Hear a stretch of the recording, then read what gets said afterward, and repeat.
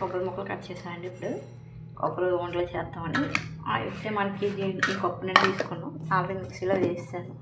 So mixie కూడా వద్దాం, powder అయిపోద్ది కాబట్టి కొబ్బరిని ఈజీగా చేసేసుకోవచ్చు. మిక్సీ చేసేస్తానండి.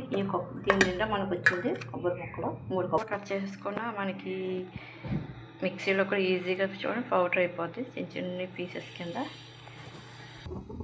ప్యాన్ పెట్టుకొని ప్లెయిన్గా ఉన్న దాంట్లో మనం కొబ్బరి కూర అంతా వేసుకోవచ్చు. సిమ్లో పెట్టుకొని ఫ్రై చేసుకోవచ్చు. చూడండి కొబ్బరి కూర ఎలా వేసేసుకొని జస్ట్ సిమ్లో పెట్టుకొని కొద్దిగా ఫ్రై చేసుకోవచ్చు. కొద్దిగా ఫ్రై చేస్తే కొంచెం కొబ్బరి కూర ఈ కప్పు తీసుకున్నాం కాబట్టి ఈ కప్పుతోనే మనం బెల్లం కూర వేసేసుకొని కలిపేసుకోవచ్చు. మన కొబ్బరి ఉంటే రెడీ అయిపోతాయి. వేసుకొని దానికి బాగా దగ్గర అయ్యేదాకా మనం ఇలా తిప్పుకుంటూ ఉండాలి. అలా ఉంటే మన కొబ్బరి ఉండలు చక్కగా రెడీ అయిపోతాయి.